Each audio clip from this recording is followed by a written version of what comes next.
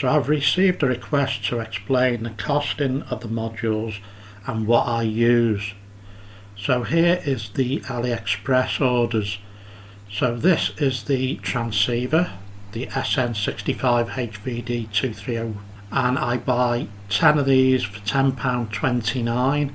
This I've got 2 on order. These will arrive in the next day or two. These are the ESP32s I use, which are put down as ESP32 Vroom 32 30 pin Type C, and here you can see I bought 10 of them for £30, so £3 odd each. Now these are the MCPs I've been trialling. I've got some of these. I only bought 5 of these to test out. These are probably going to be on the big Mimic panel, and as you can see 5 came in at £9.65, and these are the ones you see me using a lot now. Now these I bought 10 of them for £18, so £1.87, and then I have the Shield, which I haven't got an order copy here because obviously they've been shipped, and they come in around £1.50, £2, so you know I'm well under £10. Yes, I do need some DuPont connectors. They're readily available quite cheaply, and then I also 3D print my own base. It's very simple for the testing. So here you can see the MCP 23017. Now you'll notice I don't put all the jumpers in on this side here. I only put the 4 in, which is the red one is VCC, the black is ground, the yellow is SCL, and the white is SDA. So this just makes it easy. Now I do separate the DuPont connectors. They come in a strip, but I find it easier to manoeuvre them into position. So once I've got them onto there, I put a little bit of hot glue. I can still remove it and change the module if I wish. And then you can see the cables are going over here, and here it goes to the pin 21 and pin 22.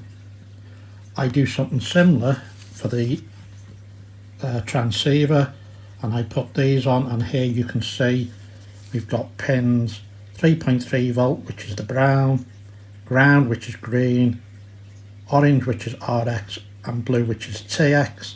And then here on the actual Shield, the orange has gone to pin 4, and the blue has gone to pin 5. So as you can see, if you can connect up some DuPont connectors, you can play along with LCC or Open LCB. Obviously this is the simple 3D case of support I use. It's only to just stop the things getting damaged. I only hot glue them in. Once I put them in place, I can mount them using some of the screw holes here, but that is just a simple design. I also have been using a breakout board just to make it a little bit easier when I'm working under the layout, because obviously you've got to try and make life a little bit easier for yourself. Obviously it would be nice if I was to design a PCB and make it that way, and then I wouldn't need this £1, £22 or whatever it is Shield.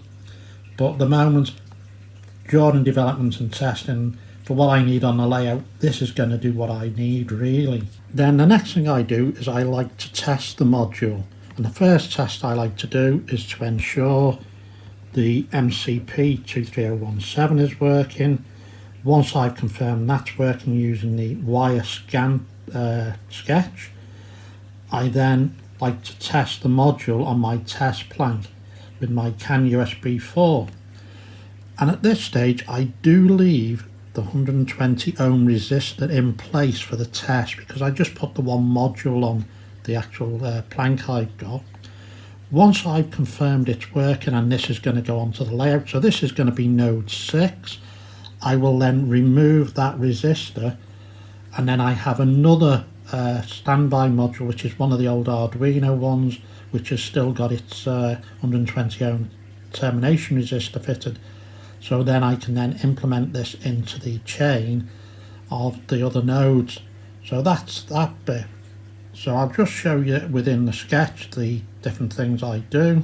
So to test the MCP 23017, go to File, Examples, and if you scroll down eventually you'll come to the wire, and then we're going to use the wire scan.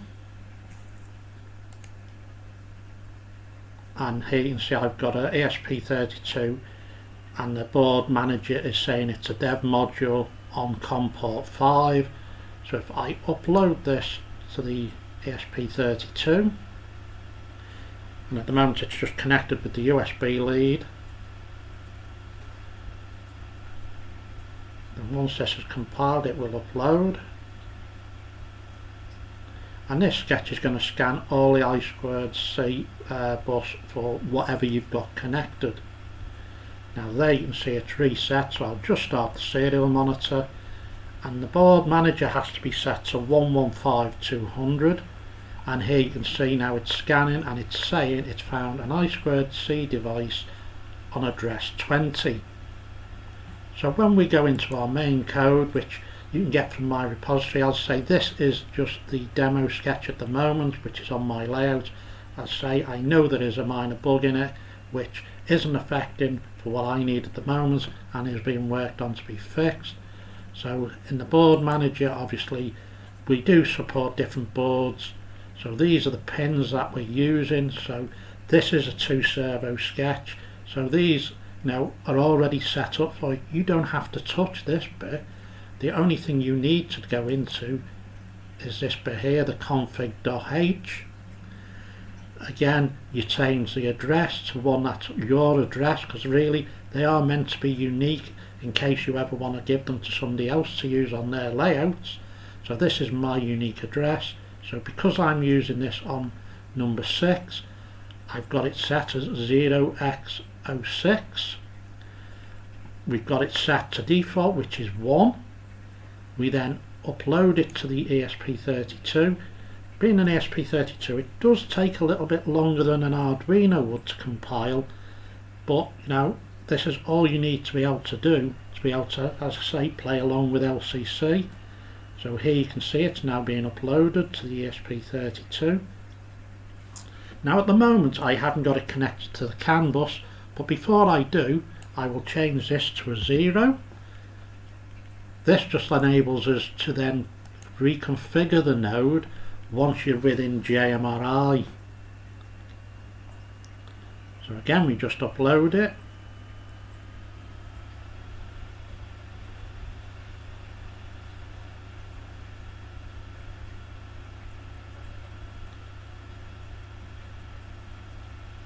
And that's it, done uploading. Again, you can open the serial monitor if you want. I've left the debugging enabled so you can see it. Obviously we then restart it, and here you can see it's just running through a load of different bits. So this allows us to see what's going on, and you know, this is the nice bit with this sketch. You know, once you've got this connected up, we can use the serial monitor as well if you wish to see what's happening. You won't need to, this is just ideal for while we're developing it. And here you can see I've now got it on my little test plank. So this is the universal node which we're working on. As I said, at the moment I'm still issues with this PCA9685, but here's this node 6 now on, and I've connected up the CAN H and CAN L. Now at this point I haven't put an earth or a ground on it, which you will need. On my layout, obviously everything is grounded through the main power supply that goes into this power jack. But on a small layout, you know, I can get away with it. You might find you have to put, like here you can see, the CAN USB 4 is grounded to the shield. So what I will do now, I'll show you what happens when we plug it in with JMRI. So you can either go in through Panel Pro or LCC Pro. I'll just go in through LCC Pro, and it's on my test schedule. And here we can see we've got the JMRI node. So if I now plug in the node 6, and here you can see now the node is coming up.